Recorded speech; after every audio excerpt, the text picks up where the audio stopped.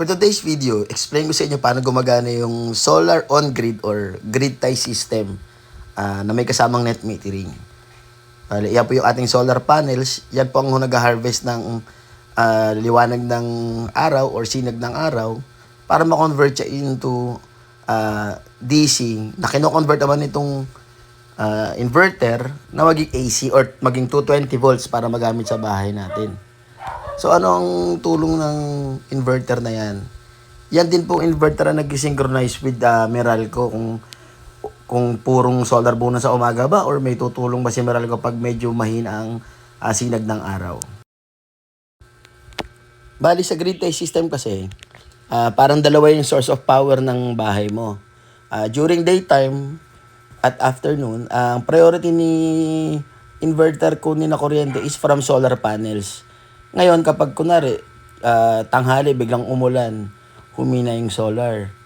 Kung dati 100% solar tayo, pwede maging, let's say, 30% solar, 70% naman manggagaling kay Meralco. Pero yun, automatic na yun na nakasynchronize yun. Wala na tayong kailangan pindutin na kahit anong button. Then, yung sasabi ko sa net metering naman, yung net metering, yun yung mga unused electricity natin ng galing sa solar na hindi natin gagamit sa bahay. For example, wala tayo sa bahay. Automatic ang bibili ni Meralco yun. Half the price. Pero syempre, ina-apply kay Meralco yun. May mga permits yan. Pero okay lang naman mag-ayos ng net metering kahit medyo matagal. Kasi lifetime naman siya magagamit. Unlike kapag wala kang solar, habang buhay ka magbabayad kay Meralco ng buo. Isa pang advantage kapag naka-solar on-grid or grid tie system ka, is very less yung maintenance niya. Bakit? Kasi wala ka namang battery ang i-maintain. Unlike kapag may battery ka, na you have to replace the battery every 3 to 5 years, napakamahal pa ng battery ng solar. Dito, walang baterya kasi on-grid lang siya. Yun nga lang, kapag brownout si Meralco, brownout din ang solar. Pero ang kagandahan naman sa on-grid, sa Metro Manila naman, specifically Meralco area, bihirang-bihira tayo mag-brownout. Minsan, pipitik lang yan ng mga 10 seconds, 15 seconds. Not unless meron talagang major calamity. Isa bang advantage dyan, financially? For example, mag-invest ka ng 250,000 sa solar and makatipid ka naman ng, let's say, 5,000 a month using solar. So, yung 5,000 a month mo, 12 months, 60,000 yun. Kung ilalagay mo yung pera mo sa bangko, hindi naman kikita ng 60,000 yung 250,000 mo per annum. Ito yung isang example sa bahay ko. Naka-net metering ako. Makita nyo dyan, nag-import ako ng 301 kilowatt hours. Pero nag-export naman ako ng 147. So yung 147 times ko ng 6.75, lalabas siya 992. Ang nabawas pa. In short, nakatipid na ako sa solar during daytime tsaka hapon. Yung hindi ko pa nagamit na kuryente sa umaga, binili pa ni Meralco.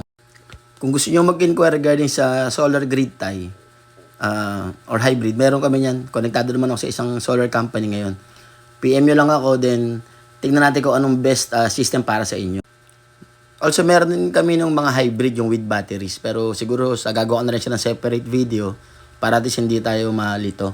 Pero, I suggest ito kunin natin, lalo na sa Metro Manila or medyo Cavite, Laguna, Batangas. Kasi napaka efficient ito and napakabilis ng ROI, nasa mga 4 to 5 years lang.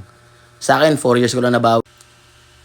Also, kahit naman hindi Meralco area, kahit sa mga northern part ng Luzon or hanggang Bicol kami, nag-grid tie, hanggang Visayas, Mindanao. As long as sustainable naman si DU or si distribution utility, gaya ng mga electric cooperative, pwede naman tong grid tie. Ang lang dito talaga, pag brownout si Meralco or si DU, brownout din siya. Pero, kung habol mo naman is savings, patok na, lalo kung may negosyo ka na malakas yung mula umaga hanggang hapon. So, imbis na bumili ka kay Meralco or kay DU ng buo, kukunin mo ng buo kay solar. Kapag kinaulang na lang si solar, saan lang talaga tutulong si Meralco or si DU? At least, yung investment mo, mayroong return of investment sa'yo after 4 to 5 years agad. Hindi ka magbabayad hanggang habang buhay sa Meralco. For inquiries, PM na lang po kayo. Thank you.